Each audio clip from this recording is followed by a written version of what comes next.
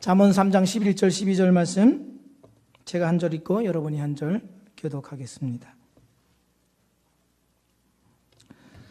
내 아들아, 여호와의 징계를 경히 여기지 말라. 그 꾸지람을 싫어하지 말라.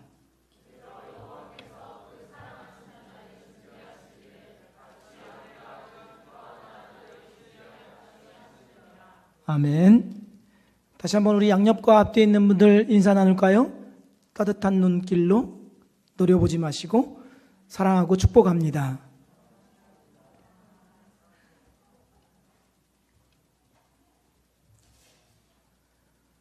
스티브 잡스 다 알 거예요. 생전에 소크라테스와 점심 한 끼를 먹을 수 있다면 애플이 갖고 있는 모든 기술을 주어도 좋다, 이렇게 말을 하죠. 한마디로 말하자면 지혜의 교훈을 얻을 수 있다고 한다면 모든 대가를 치러서라도 얻고 싶다, 이러한 마음이었던 것이죠. 그는 한번 이런 이야기를 했습니다. 대중에게 맞춰서 신제품을 발명한다고 한다면 그것은 어려운 일이다. 왜냐하면 대중들은 자기 무의식 가운데 필요한 것이 무엇인지 알지 못하기 때문이다, 이렇게 이야기했죠. 잡스는 이런 생각을 가진 것입니다. 대중들에게는 뭔가 필요한 게 있지만 그것이 무엇인지 모른다는 것이죠. 그때 이 잡스가 너희들에게 이것이 필요하지 않아 라고 새 상품을 내놓게 되면 사람들은 이런 반응을 보이는 것이죠. 아, 맞아, 이것이 내게 필요한 것은 너 기가 막힌데? 이렇게 이야기한다는 것이죠. 그래서 애플 종교라는 신조어까지 만들어졌습니다. 그런 그가 소크라테스와 함께 점심 한 끼를 먹을 수 있다면 좋겠다라는 희망사항을 이야기합니다. 이 소크라테스의 대화법은 삼파술이라고 하죠. 자꾸 질문을 던져서 답하게 만듦으로써 자기의 어리석음을 깨닫게 되거나 불명확한 지식을 명확한 지식과 지혜로 얻게 한다. 스스로에게는 그러한 능력이 없지만 질문을 던짐으로써 그 안에 있는 지혜와 능력을 이끌어내도록 돕는다라는 의미에서 삼파에 비유했습니다. 그래서 그의 대화법을 삼파술, 이렇게 이야기합니다. 어떤 분의 분석을 보니까 잡스가 소크라테스의 이 삼파술을 배워서 대중들에게 그 무의식 가운데 있는 필요를 삼파술의 방법으로 이끌어냄으로써 신제품을 발견하기를 원했다, 이렇게 이야기를 하는 것을 보았습니다. 어쨌건 소크라테스의 삼파술을 배워서 대중들의 필요를 꺼내놓는 그 지혜를 얻기를 원했든지, 아니면 잡스 자신에게 수많은 아이디어가 있는데 그것이 뭔지 몰라서 소크라테스와 대화하면서 그 아이디어를 꺼내놓는 방법을 얻기를 원했던, 핵심은 여기에 있습니다. 지혜를 얻는 것이지요. 그래서 모든 대가를 희생하더라도 만나고 싶다, 이렇게 이야기한 것입니다. 그런데 여기에 모든 인류사, 예수님을 제외하고 전무후무한 지혜자 솔로몬이 여기에 있습니다. 전무후무한 지혜자 솔로몬이 우리에게 점심 한 끼를 대접받지 않더라도 지혜를 이야기해 줍니다. 이러한 지혜를 들을 수 있는 우리는 축복의 사람임이 틀림없는 줄로 믿습니다. 표정은 전혀 안 그렇습니다. 그러한 그가 오늘 뭐라고 이야기했냐면 이렇게 이야기합니다. 오늘 본문 말씀 다시 읽어드리자면, 내 아들아, 여호와의 징계를 경히 여기지 말라. 그 꾸지람을 싫어하지 말라.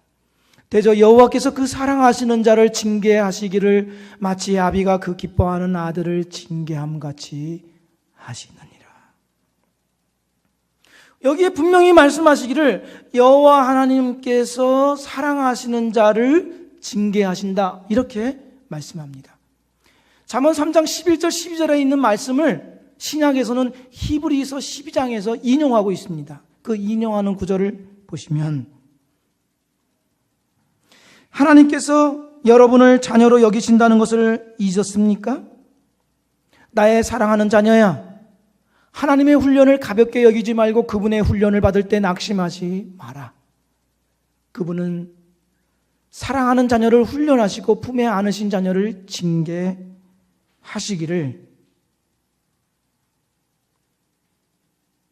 하나님께서 여러분을 훈련하고 계십니다. 그러나 절대로 도중에 포기하지 마십시오. 하나님은 여러분을 사랑하는 자녀로 대하십니다. 여러분이 겪는 이 고난은 벌이 아니라 자녀라면 당연히 겪게 마련인 훈련입니다. 무책임한 부모만이 자녀를 제멋대로 살게 내버려 둡니다. 이렇게 인용하고 있죠. 징계가 부드럽지만은 않기 때문에 부정적으로 생각될 수가 있습니다. 하지만 어떤 사람의 성품을 개발한다거나 잠재력을 이끌어내기 위해서는 좋은 것만 있을 수 없죠. 하나님은 단 것도 사용하시지만 쓴 것도 기꺼이 사용하십니다. 그런 까닭에 오늘 본문에 이렇게 말씀합니다. 경히 여기지 말라. 이 경히 여기다는 말은 감정적으로 싫어하거나 거부하는 것을 말합니다. 싫어하거나 거부하지 마라. 또 11절 하반절에 싫어하지 말라 이렇게 되어 있습니다. 혐오하거나 심한 반감을 가지지 말라 이렇게 말씀하죠. 그딴 것이 왜 나에게 필요합니까? 돈을 주는 것도 아니고 내가 높아지는 것도 아닌데 왜 내가 그것을 따라야 합니까? 라고 어리석게 감정적으로 대응하거나 거부하지 마라, 혐오스럽게 여기지 말라고 그렇게 말씀합니다. 다르게 얘기하자면 달게 받아들여라 이런 뜻입니다. 지혜의 훈계가 왜 사람에게 필요합니까? 사람은 나면서부터 하나님과 하나님의 것을 싫어합니다. 좋아하지 않아요. 하나님께서는 창세기 8장 21절 말씀에 이렇게 말씀합니다. 사람의 마음이 계획하는 바가 어려서부터 악함이라. 죄악의 본성을 떨구어내야 하기 때문에 하나님의 지혜의 훈계가 반드시 필요하다는 것을 이야기하죠.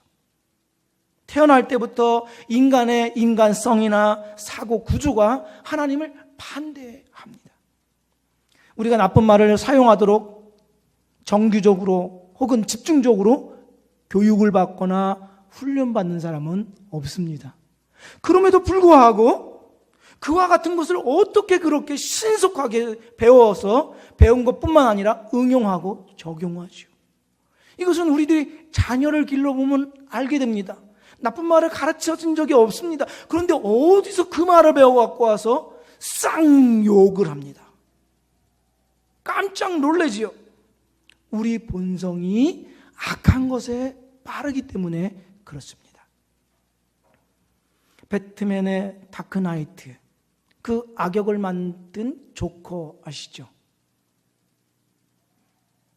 네, 성경만 읽으시기 때문에 제가 이런 질문한다는 자체가 참, 네. 그 조커 역의 히스 레저라는 사람이 있죠. 이 사람은 이 조커 역을 맡아서 분장할 때 다른 배우들이 그와 함께 분장실에 있기를 싫어했다고 이야기하죠. 그로부터 악의 기운이 나와서 말조차 붙이지 못했다 이렇게 얘기합니다. 왜냐하면 이 히스 레저는 조커 역을 맡기 위해서 악역에 대해서 특별히 연구했습니다. 특별히 연구한 것도 있지만 그러나 사람의 본성이 악을 친숙히 여기고 그 악에 빠릅니다. 칼빈은 뭐라고 이야기하냐면 인간을 우상 공장, 우상을 만들어내는 공장이다. 그와 같이 악한 것들을 생각하고 상상하는 것을 즐겨하며 그것을 밖으로 내놓는 일들을 끊임없이 하는 것이 인간의 본성이다. 이렇게 이야기했죠. 누가 알려주지 않았는데도 불구하고 그렇습니다.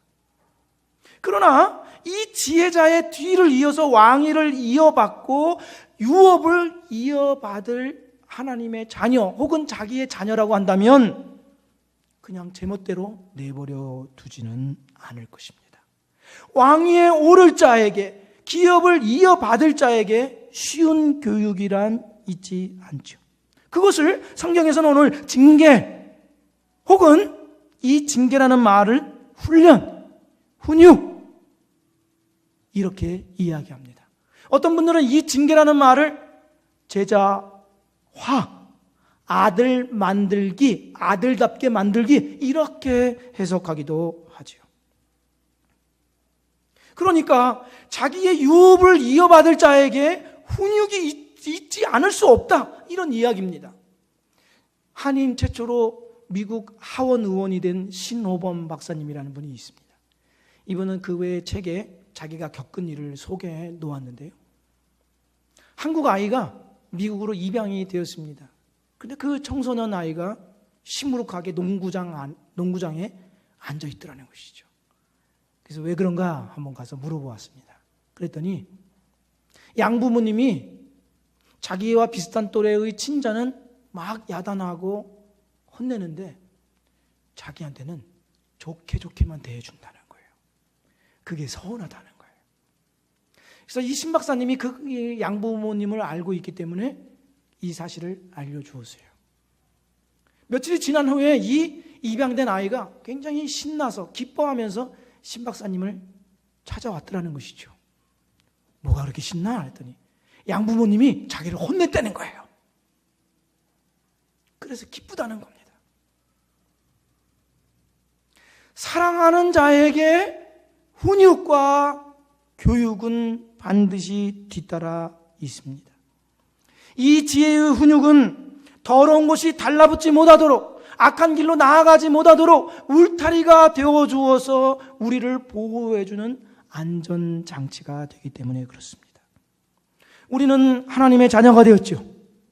하나님의 자녀가 되었다는 사실은 좋은 것만 우리에게 주어진다, 이런 뜻이 아닙니다. 우리에게 기다리고 있는 것은 하나님 나라를 대표하는 하나님의 자녀이기 때문에 고된 훈련도 기다리고 있다, 이런 뜻입니다. 좋은 학교에 들어가면 좋은 학교의 학생에 맞게 어려운 과정을 치러야만 합니다. 마찬가지로 우리는 내 멋대로 살아갈 수 있는, 내 욕정대로 살아갈 수 있는 세상 학교에 입학한 것이 아니라 예수 그리스도와 더불어 하늘 기업을 이어받을 하나님의 학교에 입학한 주의 백성인 줄로 믿습니다. 그런 까닭에 하나님의 달콤한 교훈만이 있는 것이 아니라 쓰디 쓴 훈육도 있다는 사실을 기억해야 하죠. 신명기 말씀에 이렇게 말씀합니다. 부모가 자기 자녀를 단련시켜 가르치는 것과 같이 여호와께서도 여러분을 단련시켜 가르쳐 주신다는 것을 마음속에 새겨두시오. 여러분의 하나님 여호와의 명령을 잘 지키시오. 여호와께서 명령하신 대로 살아가고 여호와를 잘 섬기시오. 그래서 하나님 나라를 이어받을 유업이기 때문에 그에 맞게 하나님께서는 지혜의 훈육을 끊임없이 우리에게 베푸신다고 말씀합니다. 우리나라 속담에도 3살 버릇이 80까지 간다, 이런 말이 있죠. 예전에는 80까지 사는 일이 거의 없었습니다. 그러니까 평생 간다, 죽을 때까지 그 습관이 간다, 이런 뜻입니다. 그래서 어른들이 이런 얘기하죠. 어린 가지일 때, 연하고 어린 가지일 때 휘어서 바로 잡아야 한다. 크면 바로 잡지 못한다, 이렇게 이야기를 합니다. 비행기가 비행을 하면서 난기류를 만나서 제 위치에서 벗어날 확률이 90% 이상입니다. 그럼에도 불구하고 정확한 시간에 목적지에 도착을 하지요. 그 이유가 무엇인 것 같습니까? 그것은 항공교통 시스템과 관성 유도 장치에 의해서 조종사들이 수시로 그 궤도를 수정해 가기 때문에 제 길로 계속해서 비행하면서 목적지에 도착할 수 있게 해준 것입니다. 하나님의 자녀인 바로 우리도 이와 같습니다. 지혜의 훈계는 궤도 수정과 같죠. 그런 까닭에 우리는 우리의 심령은 하나님의 경고에 늘 귀를 기울여야 합니다. 그 지혜의 훈계와 훈육을 기쁘게 받아들여야 하죠. 때로는 쓴 것과 엄한 것이 있었을 때 여러분 감정적으로 반응하지 마십시오. 감정적으로 실망하지 마십시오. 우리를 사랑하기에 이런 일을 겪는다고 주님은 말씀하시기 때문이죠. 왜 나만 이래야 합니까? 아닙니다. 당신에게 그것이 필요하기 때문에 하나님께서 우리에게 이것을 허락하신 것이죠. 요셉의 잘못은 뚜렷하게 성경에 나와 있지 않습니다. 욥의 잘못도 역시 마찬가지죠. 그러나 결과적으로 다 이해할 수는 없다 할지라도 그들에게도 하나님의 지혜의 훈육이 필요한 까닭에 그러한 사건, 일, 문제를 겪게 하신 것입니다. 우리의 삶을 다 한꺼번에 이해하면 내가 따르겠다. 이것은 어리석은 것입니다. 모든 것을 한꺼번에 이해하려는 욕심을 내려놓으시고 우리의 삶에서 부딪히는 여러 가지 일들과 말씀과 교훈에 귀를 기울이십시오. 그리고 그 하나님의 교육과 훈계에 따라서 우리의 인생 좌표, 영적인 항로의 좌표를 바로 잡아서 목적지까지 안전하게 갈 수 있는 지혜로운 우리가 되기를 주의 이름으로 축복드립니다. 우리가 이렇게 하나님의 지혜의 훈계를 따르게 되면 분별력을 갖게 됩니다. 그 분별력이 우리로 하여금 생명의 길, 존귀한 길로 안내를 해 줍니다. 앞서 이 잠언 3장 11절, 11절, 12절 말씀을 히브리서에서 인용했다고 하죠. 그 결과에 대해서 히브리서 12장 10절, 11절 말씀에 이렇게 기록이 되어 있습니다. 오직 하나님은 우리의 유익을 위하여 그의 거룩하심에 참여하게 하시느니라. 무릇 징계가 당시에는 즐거워 보이지 않고 슬퍼 보이나 후에 그로 말미암아 연단받은 자들은 의와 평강의 열매를 맺느니라. 이 지혜의 훈육은 지식의 정보로서 작용하는 것이 아니라 체질에 박혀 있어서 이것이 삶으로 드러나게 한다, 이런 뜻입니다. 여러분 테니스의 황제 로저 페더러의 경기를 본 적 있습니까? 그 한 손으로 치는 그 백핸드. 뭘 물어봐도 여러분은 웃기만 하죠. 한 손으로 치는 이 백핸드에 대해서 사람들은 우아하다 이렇게 얘기하죠. 우아하다라고 이야기합니다. 그 우아하다는 말은 예술이다 이런 뜻이죠. 그래서 이 페더러와 함께 연습 경기만 하더라도 사람들은 이런 마음을 갖는다는 것입니다. 누구와 경기하더라도 두렵지 않다, 이런 마음을 갖는데요. 로저 페더러와 함께 연습 경기만 해도. 어떻게 해서 이런 선수가 되었을까? 답은 명확하죠. 고된 훈련이 그 우아함, 예술의 경지에까지 나오게 한 것이죠. 그래서 어린 선수들을 훈련할 때 운동신경 감각에 초점을 맞추는 것이 그냥 연습만 하는 것이 아니라 이 운동 감각을 뛰어넘어서 신경에까지 연결을 시킨다는 것이죠. 그래서 보통 의식 수준으로는 할 수 없는 말을 느낌, 그런 말 아시죠? 느낌 같은 느낌, 그 느낌으로 할 수 있도록 한다는 것이죠. 하나님의 자녀다워지는 훈육이 바로 이와 같습니다. 이때 어떻게 해야 돼? 라는 생각도 하지만 그 훈육은 보통적인 사고의 의식을 뛰어넘어서 예수님처럼 생각해야지, 예수님처럼 말해야지 라고 한 것이 아니라 모든 상황에서 예수님처럼 생각하고 예수님처럼 말하고 예수님처럼 대처하도록 그렇게 우리를 이끌어간다 하는 것이죠. 영성입니다. 영성. 이러한 영적인 감각이 우리로 하여금 그 지식 이상의 결과를 가져다 준다, 성경에서 그렇게 약속하고 있습니다. 참고로 잠언 6장 20절부터 23절 말씀을 보십시오. 내 아들아, 내 아비의 명령을 지키며 내 어미의 법을 떠나지 말고 그것을 항상 내 마음에 새기며 내 목에 매라. 그것이 내가 다닐 때에 너를 인도하며 내가 잘 때에 너를 보호하며 내가 깰 때에 너와 더불어 말하리니 대저 명령은 등불이요 법은 빛이요 훈계의 책망은 곧 생명의 길이라.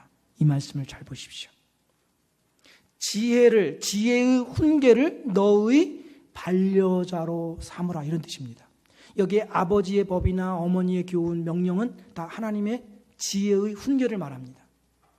그 지혜의 훈계를 너의 반려자로 삼으라. 삼게 되면, 그러면 어떻게 되냐면 여기 보니까 다닐 때, 잘 때, 깰 때라는 말이 나오죠. 모든 생활과 전 생애를 말합니다. 특별히 여기 깰 때라는 단어가 있죠. 이 깰 때라는 말은 새벽을 말합니다. 새벽에 가장 위험합니다. 가장 위험한 순간에 그 지혜가 뭐라고 이야기하고 있습니까? 너와 더불어 말하리니, 너와 더불어 그 지혜가 말해준다. 내 양심에 일깨워준다. 나로 하여금 알게 한다. 모호한 상황입니다. 불분명한 상황입니다. 가려져 있습니다. 그러나 그 상황과 그 일이 무엇인지 분별력을 갖게 해서 너의 길에 빛을 비추어주고 내가 생명과 존귀한 길로 가도록 너를 이끌어준다. 저는 여러분에게 이러한 은혜와 축복이 있기를 간절히 소망합니다. 여기에 나와 있는 지혜가 너와 더불어 말한다와 대조되는 그 다음 구절에 대조되는 어떠한 것을 말하고 있습니다. 그것이 잠언 6장 24절에 나와 있는데요. 이것이 너를 지켜 악한 여인에게 이방 여인의 혀로 호리는 말에 빠지지 않게 하리라. 아까 지혜가 내가 깰 때에 너 더불어 말한다는 것과 뭐가 대조가 되냐면 이방 여인의 혀로 호리는 말, 호린다 이런 말 있죠. 대조됩니다. 이 악한 여인은 사람 마음에 착착 감기게 하는 언어의 마술사입니다.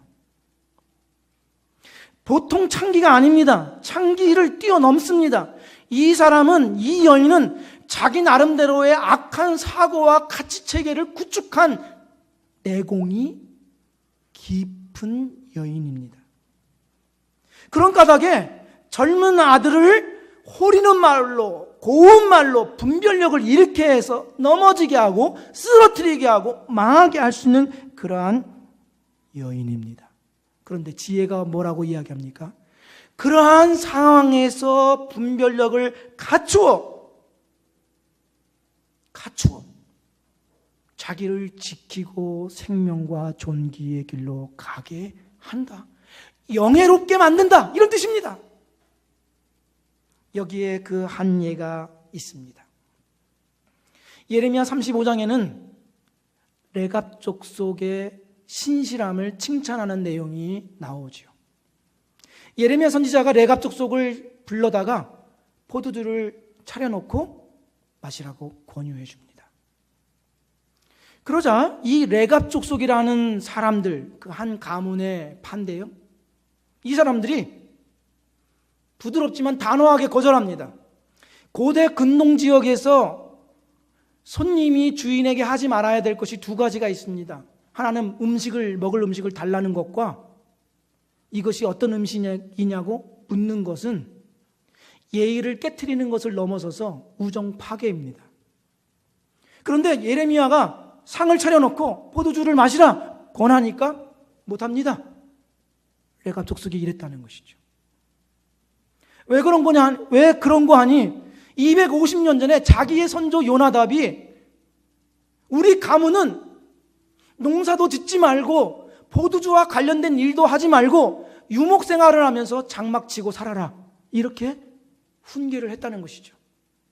그래서 250년 동안 내려오면서 레갑 족속은 그 요나답 선조의 명령을, 훈계를 따라 지금까지 지내왔기에 포도주를 마시지 않습니다. 이렇게 얘기했습니다. 그러면 이 선조 요나답이 왜 포도주를 마시지 말도록 했냐면 요나답이 살고 있던 시대는 북이스라엘의 가장 악한 왕인 아방 시대였습니다. 그때 사람들은 농사를 주관하는 것이 하나님이 아니라 바알이라는 우상이라고 여겼습니다. 그래서 바알 숭배를 했습니다. 바알 숭배를 하면서 그들은 포도주를 마시면서 껄떡이었습니다. 껄떡이었어요. 요나답은 그것이 우상숭배도 싫어했고 우상숭배와 관련된 그 무엇도 다 혐오했습니다. 싫어했습니다. 그래서 그의 자손들에게 여호와만을 경외하라. 포도주 농사 짓지 말고 포도 씨도 먹지 마라. 포자 들어가간 포장마차도 가지 마라. 이렇게 이해한 것입니다. 그러니 집을 짓는 것도 아니고 장막에 살면서 이리저리 떠돈다는 생활이 얼마나 불편합니까? 안정적이지 못하죠. 불안정합니다. 그럼에도 불구하고 그 선조가 내린 훈계를 신실하게 지켜왔다는 것이죠. 하나님께서 그 레갑 족속을 보면서 신실하지 못한 이스라엘 백성을 책망하면서 너희들 뭐냐? 자기 선조의 훈계를 받아서 이렇게 신실한 자들이 있는데 너희들은 하나님의 훈계를 들으면서 뭐하고 있냐? 그러면서 이 레갑 족속을 축복해 주십니다. 예레미야 35장 19절 말씀에 이 축복이 우리의 축복이 되기를 원하는 마음으로 함께 읽겠습니다. 그러므로 만군의 여호와 이스라엘의 하나님께서 이와 같이 말씀하시니라. 레갑의 아들 요나답에게서 내 앞에 설 사람이 영원히 끊어지지 아니하리라 하시니라. 여기 내 앞에 설 사람이 있죠. 이 내 앞에 설 사람은 제사장 직분을 말해요. 레갑 족속은 이주민입니다. 이주민, 난민입니다. 지금으로 말하면. 그런데 그 난민이 이스라엘의 정통 혈통도 아니고 레이지파도 아니고 제사장도 아닌데 제사장과 같은 하나님을 섬기는 일을 하겠다고 하나님이 축복해 주십니다. 그 조상의 훈계를 신실하게 따랐으므로. 그뿐만이 아닙니다. 그뿐만이 아니죠. 누가복음 2장에는 어떤 사건이 나옵니까? 천사가 가장 비천한 목자들에게 예수 탄생을 알려서 그들로 하여금 아기 예수께 경배하도록 알려주는 사건이 나오죠. 그러면 그 목자는 누굽니까? 짐작하시겠죠. 예루살렘과 베들레헴 사이에 라못 라헬이라는 지역이 있습니다. 구약에는 벳 학게렘이라고 지명이 나와 있는데요. 같은 곳입니다. 저 남유다 백성이 바벨론 포로로 끌려갈 때 비천한 목자, 그러니까 떠돌아다니면서 장막 생활을 했던 레갑 족속만을 그곳에 남겨두었습니다. 그들은 그 벤 학게렘, 라못 라헬이라는 그 지역에서 목동 일을 하면서 약속된 메시아를 기다리고 있었습니다. 하나님은 그들의 신실함을 보시고 아기 예수 탄생을 천사를 통해서 알려주심으로 맨 먼저 가서 아기 예수께 경배하는 특권과 영광을 허락해 주셨습니다. 무엇으로 말미암아세요? 지혜의 훈계를 받아들여 그것을 따름으로 존귀와 영광이 뒤따라 온 것이죠. 일전에도 한번 소개했던 미국의 상원 의원 존 맥케인 아시죠? 맥케인. 이분이 지금 뇌종양으로 투병 중에 있는데 어떤 사람이 잘못 얘기하다가 국가적으로 핍박을 받았다. 핍박은 아니죠. 당연히 받아야 되는데 미국의 영웅입니다. 베트남 전쟁에서 그가 포로로 사로잡혀서 잔악한 고문과 아픔을 당했다가 5년 반 만에 포로에서 풀려납니다. 그 포로에서 풀려나면서 존 맥케인은 이런 말을 합니다. 자기와 동료들은 신은 하나님을 말하는데 하나님과 조국과 동료들에게 믿음을 지켰다. 이렇게 얘기합니다. 그러면서 우리가 이렇게 할 수 있었던 것은 해군사관학교에서 배운 것이다 라면서 매우 의미심장한 말을 덧붙입니다. 그 말이 이렇습니다. 그렇게 하는 것이 곧 적의 위협과 협박, 회유에도 불구하고 조국에 대한 신의를 잃어버리지 않고 동료들의 신을 잃지 않는 인간의 존엄함을 지켰던 것은 그렇게 한 것이 내 아버지의 신념이었고 내 할아버지의 신념이었다. 그 감옥에서 신체는 더럽고 절뚝거리며 부서졌지만 내 아버지에 대한 신념으로 존엄성을 잃지 않으려고 했다. 그거면 충분했다. 그 모든 것은 내 아버지의 신념에서 내가 받아들이고 추출한 것이다. 고문과 열악한 환경에서도 굴하지 않는 인간의 고귀함, 가치, 신의 신념, 이것을 어떻게 지켜낼 수 있었습니까? 때로는 고되고 때로는 섭섭하고 때로는 억울했던 지혜의 훈육을 받아들인, 아버지의 지혜의 훈육을 받아들인 그 결과가 그를 만들고 모든 국민이 그 앞에서 고개를 숙이는 존귀한 사람으로 살게 했다는 것이지요. 영예로움이 그에게 훈장과 같이 주어졌다는 것입니다. 하나님의 지혜의 훈육을 받아들여 여러분 자신의 것으로 삼으십시오. 그것이 쓰든 달든 여러분이 슬플 때나 기쁠 때나 어느 때나 여러분의 반려자와 같이 여기십시오. 하나님의 교훈을 여러분의 몸과 정신과 모든 생활에서 떨어지지 않게 하십시오.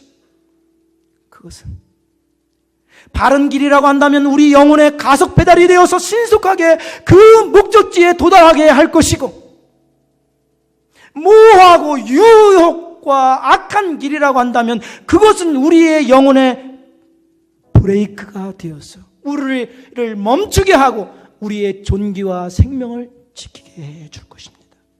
무엇보다도 하나님만을 경외하며 하나님이 예비하신 그 복과 은혜를 받게 해 주실 것입니다. 우리 삶에 이러한 지혜로 가득해서 우리의 인생이 사시사철 푸르고 그 푸르름에 더해 결실까지 풍성한 삶이 되기를 주의 이름으로 축복드립니다. 이 시간에 우리 함께 기도드릴까요?